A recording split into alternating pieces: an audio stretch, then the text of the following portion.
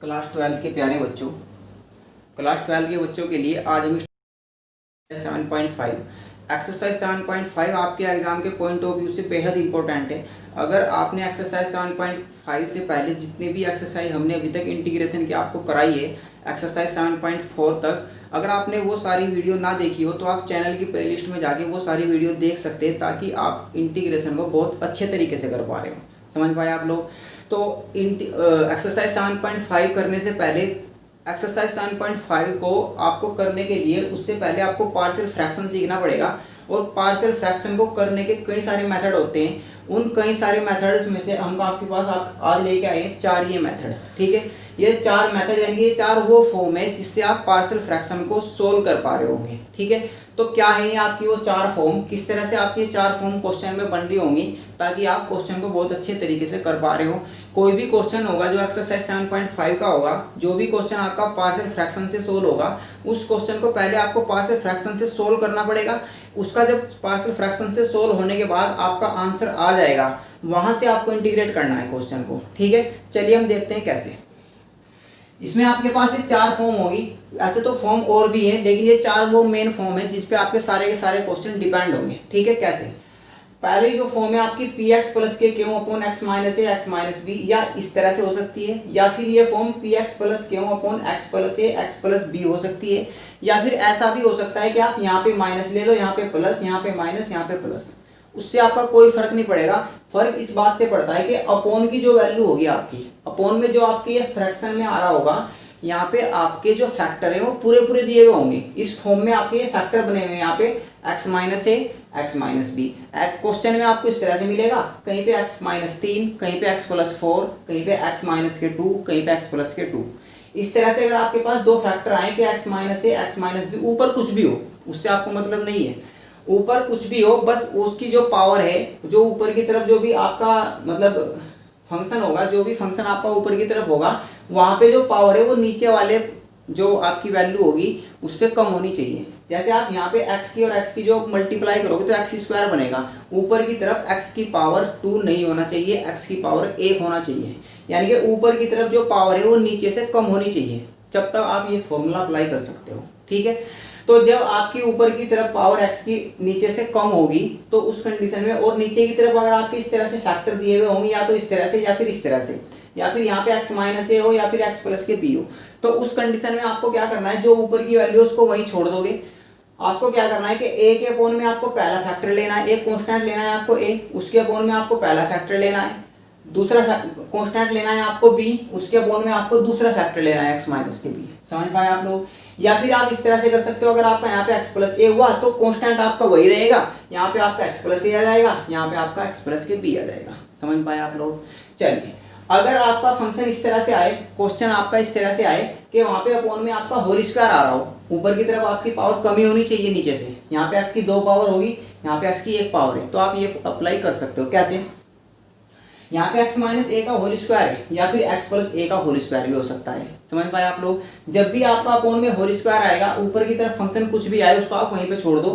a के upon में आप इसकी 1 पावर लोगे, यानी कि पहले कांस्टेंट के अपॉन में आप इसकी पहली पावर लोगे, और दूसरे कांस्टेंट के अपॉन में इसकी आप दूसरी पावर लेके चल रहे होंगे। अगर यहाँ पे 3 पावर होती तो आप यहाँ पे एक कांस्टेंट c और ऐड कर रहे होते, और अपॉन में x माइनस ए की पावर 3 कर रहे होते।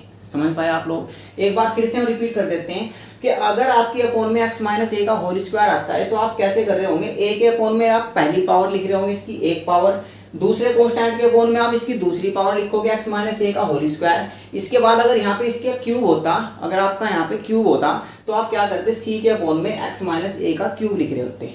समझ पाए आप लोग? और अगर 4 पावर तक होती तो आप एक कांस्टेंट और d ऐड कर रहे होते, उसको आप उसके अपॉन में लिख रहे होते। समझ पाए होंगे आप लोग?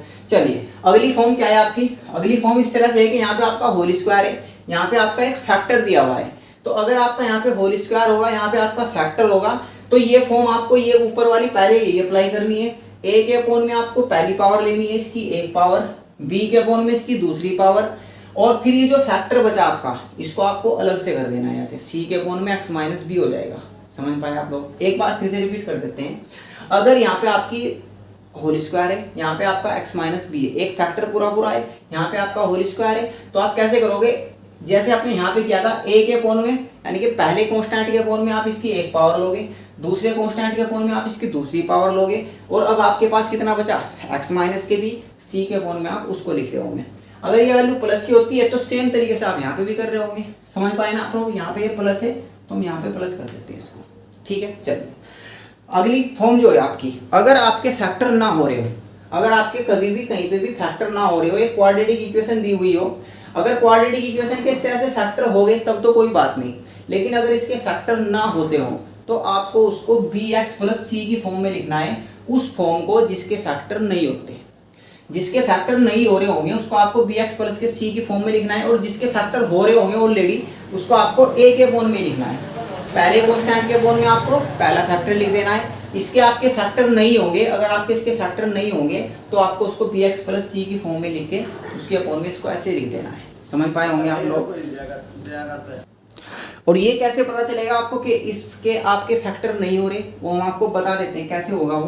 वो इस तरह से होता है कि कभी कभी आपका क्वेश्चन में इस तरह से आ जाएगा कि x अपॉन एक्स माइनस के 1 और एक्स स्क्वायर प्लस के 2, तो ये जो आपकी क्वाड्रेटिक इक्वेशन है ये वाली, इसके आप फैक्टर नहीं कर सकते, ठीक है। इसके आप फैक्टर नहीं कर सकते क्योंकि आप जब यहाँ पे एक्स स्क्वायर प्लस के 2 को, अगर आपको ये चेक करना हो कि कैसे हम पता करेंगे कि इसके फैक्टर हो रहे या नहीं हो रहे, तो उसके लिए आप उस वैल्यू को 0 के इक्वल रखोगे। अगर आप उस वैल्यू को 0 के इक्वल रख दो तो 0 के इक्वल रखने पे आप यहाँ से एक्स स्क्वायर की वैल्यू निकालोगे तो ये माइनस के 2 आएगी। जब जब ये वैल्यू माइनस की आएगी एक्स स्क्वायर की, तब तब इस आप ये कहोगे कि जो ये आपका क्वाड्रेटिक इक्वेशन दी हुई है इसके फैक्टर नहीं होंगे। समझ पाए आप लोग। जब जब इसकी वैल्यू कैसी आएगी, माइनस की आएगी, तब आप ये कहोगे कि इसके फैक्टर आपके नहीं होंगे। उस कंडीशन में आपको bx प्लस सी लेना है। लेकिन अगर ऐसे आ गया एक्स स्क्वायर माइनस के 4, तो आप इसको लिखोगे 0 के इक्वल, और एक्स स्क्वायर की वैल्यू कितनी आ जाएगी आपके प्लस के 4। तो इसका मतलब ये है कि आपके इस क्वेश्चन के फैक्टर हो सकते हैं, हो जाएंगे। आप यहाँ पे क्वाड्रेटिक आप इसको ऐसे करोगे एक्स स्क्वायर माइनस 2 स्क्वायर, इसको आप ऐसे लिखोगे एक्स माइनस 2 और एक्स प्लस 2, हो गए ना इसके फैक्टर। लेकिन इसके नहीं आप कर सकते इस तरह से, तो इसीलिए हम ये बोलते हैं कि जिसके भी फैक्टर आपके नहीं होंगे उसको आपको bx प्लस सी के अपोन में लिखना है, और जिसके पूरे पूरे फैक्टर होंगे उसको आप अलग अलग कांस्टेंट के अपोन में लिखोगे इस तरह से। समझ पाए होंगे आप लोग। चलिए हम आपको एक क्वेश्चन करा देते हैं, एक्सरसाइज 7.5 का क्वेश्चन नंबर 1, ताकि आप इस कॉन्सेप्ट को और भी बेहतर तरीके से समझ पाओ। चलिए देखते हैं हम क्या है आपका क्वेश्चन नंबर 1। तो प्यारे बच्चों, ये आपका क्वेश्चन नंबर 1। तो क्वेश्चन नंबर 1 में क्या दिया हुआ है कि x अपॉन एक्स प्लस के 1 और x प्लस के 2, इसको आपको इंटीग्रेट करना है। लेकिन इंटीग्रेट तो बाद की बात है, पहले आपको उसको पार्शियल फ्रैक्शन से सोल्व करना है। जब तक आपका क्वेश्चन सेपरेट नहीं होगा प्लस माइनस के द्वारा, तब तक आप क्वेश्चन का इंटीग्रेशन नहीं कर सकते। तो आप कैसे करोगे, यहाँ पे आपके दो फैक्टर पूरे पूरे आए हुए हैं। अगर आपके दो फैक्टर पूरे पूरे हैं यहाँ पे, तो उस कंडीशन में आप क्या करोगे, एक कांस्टेंट के अपोन में आप पहला फैक्टर और b के अपोन में आप दूसरा फैक्टर ऐसे लिख दोगे। समझ पाए आप लोग। ये ऊपर वाली वैल्यू वहां पे ही होगी जहां पे रखी हुई है। अब आप कैसे करोगे, x हमेशा आपको इसी तरह से प्रोसेस फॉलो करना है। इधर से आप एलसीएम ले रहे होंगे, एलसीएम आएगा कितना, x प्लस के 1 x प्लस के 2, a की मल्टीप्लाई यहाँ पे करोगे हो जाएगा आपका a इंटू एक्स प्लस के 2, b की मल्टीप्लाई यहाँ पे करोगे हो जाएगा b इंटू एक्स प्लस के 1। इससे ये हमेशा कैंसिल होगा, ठीक है। इसके बाद जो बचेगा x is equal to a x plus के 2 प्लस के b इंटू एक्स प्लस के 1। इस इक्वेशन को आप फर्स्ट मान लोगे, इस इक्वेशन को आप सेकंड मान लोगे इस तरह से, क्योंकि जब आप a b की वैल्यू निकाल रहे होंगे आपको यहाँ पे रखनी है वो वैल्यू, और a b की वैल्यू जैसे ही आपकी निकल जाएगी उसके बाद आपका क्वेश्चन इंटीग्रेट हो जाएगा। आपको a b की वैल्यू कैसे निकालनी है, अब आपको क्या करना है, a के अपोन में जो भी वैल्यू होती है आपकी उसको आपको 0 रखना है, ठीक है। a के अपोन में आपकी जो भी वैल्यू होगी एक बार आपको उसको 0 रखना है, b के अपोन में जो भी वैल्यू होगी एक बार आपको उसको 0 रखना है, और यहाँ से आप x की वैल्यू निकाल लोगे, कितनी आएगी -k1, और इस इक्वेशन वैल्यू को पुट इन इक्वेशन सेकंड। और आपको हर बार ये वैल्यू कहाँ रखनी है, सेकंड इक्वेशन में रखनी है। तो x की वैल्यू आप यहाँ पे -k1 रख दोगे, ये हो जाएगा आपका a into -k1 plus k2 plus के b इंटू -k1 और प्लस k1। एक बात आपको हमेशा याद रखनी है कि अगर आपने a के अपोन की वैल्यू को पुट किया 0, तो a की ही वैल्यू निकल रही होंगी, जब बाकी जितने भी यहाँ पे कांस्टेंट होंगे सारे के सारे 0 हो रहे होंगे। समझ पाए आप लोग। अगर आपको a के अपोन की वैल्यू आपने 0 पुट की, तो ए के अपॉन की वैल्यू पुट किया आपने, तो आपका ए का ही वैल्यू निकलेगा, बाकी जितने भी कांस्टेंट होंगे यहाँ पे बी सी डी सारे के सारे जीरो हो रहे होंगे। अगर आपका ऐसा नहीं हो रहा तो इसका मतलब है आप क्वेश्चन गलत कर रहे हो। समझ पाए? चलिए ये जाएगा -k1 इजिकल टू 2 -k1 आपका बचेगा कितना 1, 1 बचेगा, 1 की मल्टीप्लाई ए में करोगे 1, ये हो जाएगा आपका कितना 0। तो ए की वैल्यू कितनी आ गई आपके पास -k1। अब b की वैल्यू निकालने के लिए आप b के अपॉन में जो भी वैल्यू दी हुई है उसको आप क्या करोगे 0 रख रहे होंगे। तो आप यहाँ से जब x की वैल्यू निकालोगे तो x की वैल्यू आपकी कितनी आएगी -2। इस वैल्यू को भी आप कहाँ रखोगे, पुट इन इक्वेशन सेकेंड। तो इसको भी आपको इक्वेशन सेकंड में रखना है, इसको भी इक्वेशन सेकंड में रखना है। जब ए बी की वैल्यू फाइनली आ जाएगी तब आपको इक्वेशन नंबर फर्स्ट में रखना है। ठीक है, ए बी की वैल्यू कहाँ से निकलेगी, इक्वेशन नंबर सेकंड से, और जब वैल्यू निकल जाएगी आपको फर्स्ट इक्वेशन में पुट कर देनी है। चलिए तो ये आप इक्वेशन में रखोगे सेकंड में, तो ये हो जाएगा आपका -k2 is equal to a -k2 +k2 +kb into -k2 और +k1, ये आपका 0 हो जाएगा। यहाँ पे होगा आपका -2, इधर बचेगा आपका -kb, माइनस से माइनस कैंसिल होगा, तो b की वैल्यू आ रही होगी आपकी 2। अब जो आपकी a और b की वैल्यू आई उसको आपको कहाँ पे पुट करना है, इक्वेशन नंबर फर्स्ट में। Value of a and b, value of a and b put in equation first. अब आपको इस वैल्यू की जगह ये वैल्यू यूज करनी है। तो जो आपकी वैल्यू क्या थी x + k1, सॉरी ऐसे थी ये कि x upon x + k1 x + k2 is equal to a का वैल्यू आपका कितना आया है -k1, यहाँ पे लिखोगे आप -k1 अपॉन x + k1, यहाँ पे लिखोगे आप +k, इसकी वैल्यू आपकी 2 अपॉन x + k2।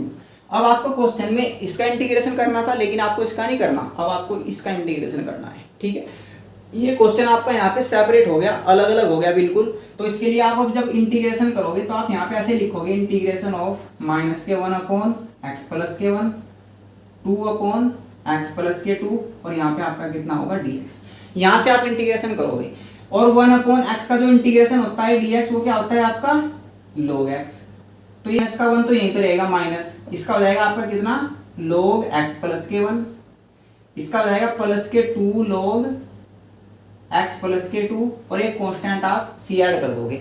यहाँ से आप ऐसे कर सकते हो, इसको आप ऐसे लिखो कि log x + k1 इसकी -k1, इसको आप ऐसे कर सकते हो log m log n का 4 लगाओगे तो ये हो जाएगा x + 2 की पावर 2। ठीक है, m log n से, इस वाले फॉर्मूले से प्लस के c।